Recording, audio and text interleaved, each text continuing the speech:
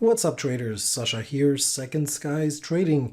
We're back with another top trade review for you this week, and this is where we share and review trades from the members in our community and our trades that Chris and I have taken ourselves using the price action methods and strategies that show you how we teach our students to make money trading and how we can help to improve your trading performance. So in this week, we actually thought that we'd review one of our own trades, and this is a trade I have taken myself this week on the pound dollar. And in this video, I will go over the price action context leading up to the trade, what I saw in the charts prior to taking the trade and why I took it.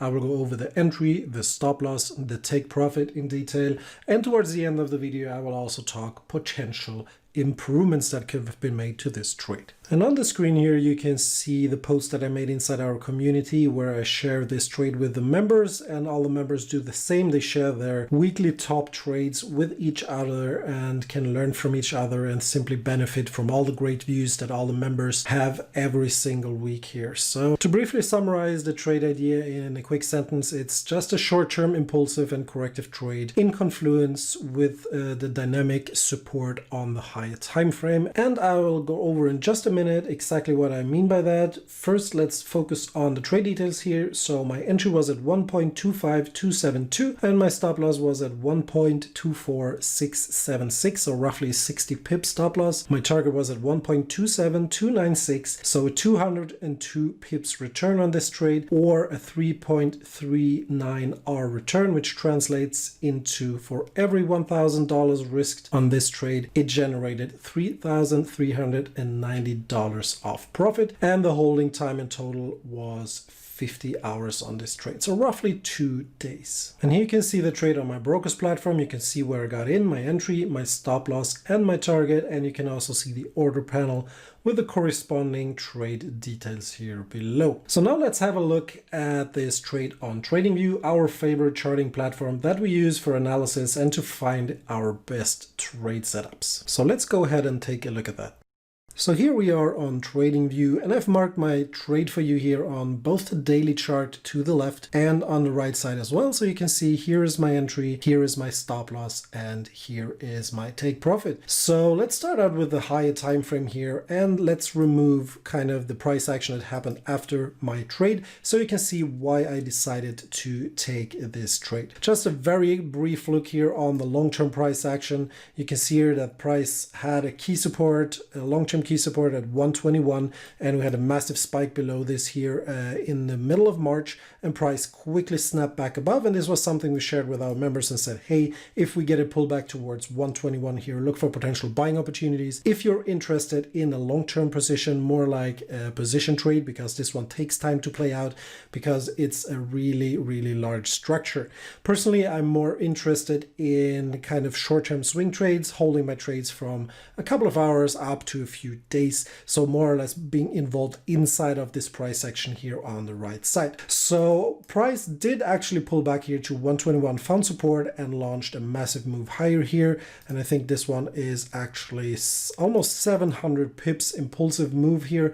And then price sold off again, and price came back up here towards 126.20 in this area. And this was actually something we shared with our members as well. And we said here, hey, look out, here is a resistance. This one kind of looks like a false breakup here, so we might see sellers come in here. But what happened after that was actually that there was no strong reaction to 126.20. And instead, what happened is that price kind of formed this smaller corrective structure here from this resistance. So there was no real indication that there was a lot of bearish order flow coming in, indicating that there was little interest from sellers in this area, which kind of piqued my interest here. And I thought to myself, that's interesting. Let's see if I can spot a long opportunity here, because if there are no bears wanting to get in here, it's more likely that this impulsive move here will be followed by another impulsive move up towards the top of this resistance, which we previously thought was a potential false break, because this move here simply was very, very corrective in nature,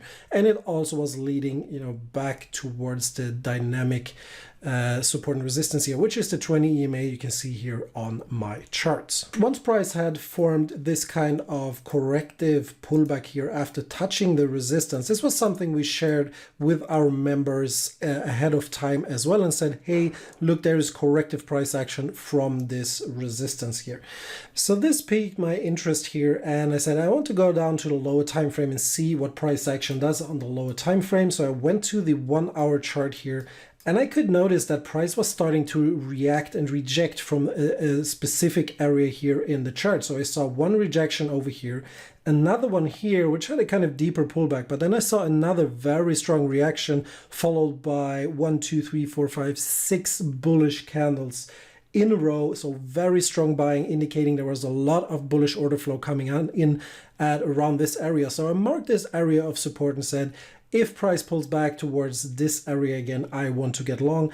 And the best location for my stop loss I felt was below the second reaction, because that was the deepest one. That was where the last kind of orders get triggered that launched that specific move higher. So that's where I put my stop loss behind. And to show you why I placed my take profit at the location I did, I need to take you back to the daily chart here, where it will be easier to see why I chose the target that I did. And you can see here that I simply targeted the highs above here from the 10th and 11th of June. And the reason for that being is that this is the last strong area of rejection that happened before this move lower here towards 123.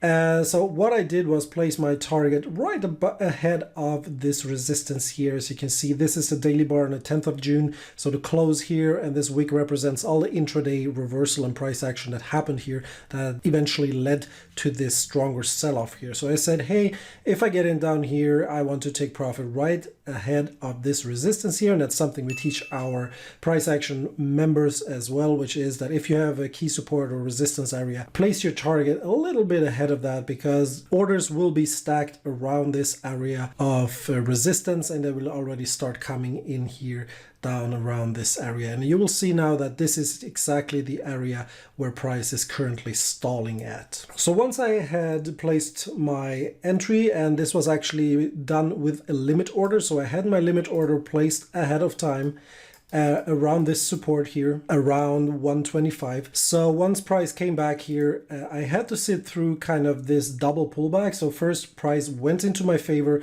then it came back again, but this area held really nicely, and thereafter bulls took over, and price took off to the upside. And you can see now that this is the area where we're currently stalling at. So we had a strong reaction here, led to a strong sell-off, bulls came back, and now we're kind of hovering around this area and waiting for more information to happen on this trade here. So all in all, roughly 2-day play here for 3.39 returns. I'm very satisfied with this trade here. And just to show you a quick another observation here, if you just look at the trend behavior, simple trend analysis on this chart, you can see here on the left, after this swing point here was created, you can see that price made a new lower low, lower high, lower low, lower high, lower low. Then we made an equal high to the previous high, a higher low and a higher high. And you can see these moves, these bullish moves, were impulsive, corrective, impulsive, and then followed by the corrective move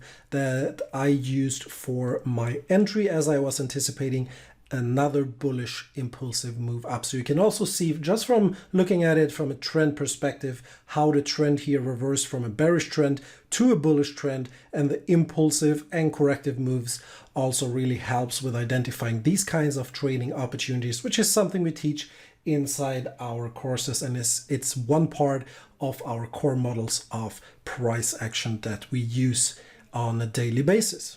So looking at potential things that I could have improved with this trade, I think I could have gotten a little better entry. I'm very satisfied with my take profit because I took it ahead of the resistance, which is part of my trading plan. I had my stop below the lowest point of the last rejection around this support area, which also is part of my trading plan. So I'm very satisfied with both the stop loss and the take profit.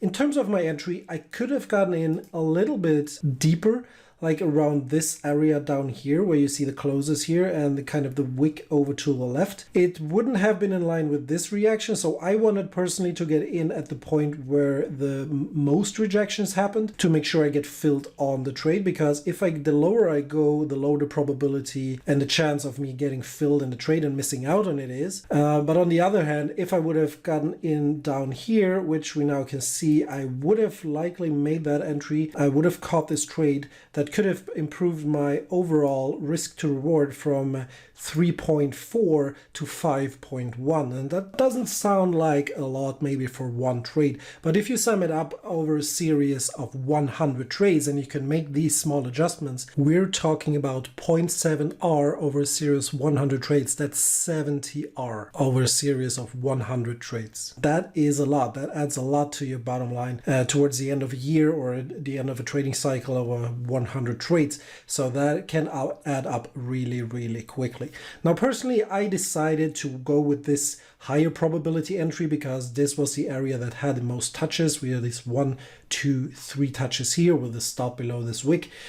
So I felt I rather get triggered in the trade, have a little less profitability on this trade, but I can ensure that I at least get filled, or at least I can increase the probability of getting filled on my trade, because the deeper I go, the lower the probabilities are that I get filled on my trade, and the more the risk increases that I miss out on the trade. So all in all, that is an improvement I could have made, but that's nothing I could have known beforehand. So this is something I note down in my journal, and if I see over series 20, 30, 50, 60 trades that I could have gone for deeper entries, that tells me, hey, I can go for deeper entries and have a higher profit potential on my trades without missing too many trades. So that's something I have to analyze of a larger series of my trades. But overall, I'm very satisfied with this trade, the way I played it. Entry, stop loss, take profit. I'm really happy about it, because at the end of the day, a profit is a profit, and if I miss out on the trade, I make no profits.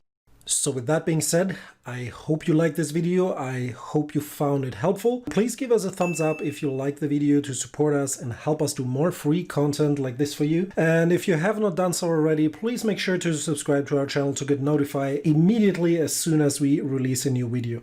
Also, please share your thoughts and comments in the comment section below. Did you find this video helpful? Did you have the same or different view as me on the pound dollar? Maybe you traded the pound different with a different entry stop loss combination, and perhaps you made more profit than I did. So we'd be curious to hear your thoughts on this, so please share them below.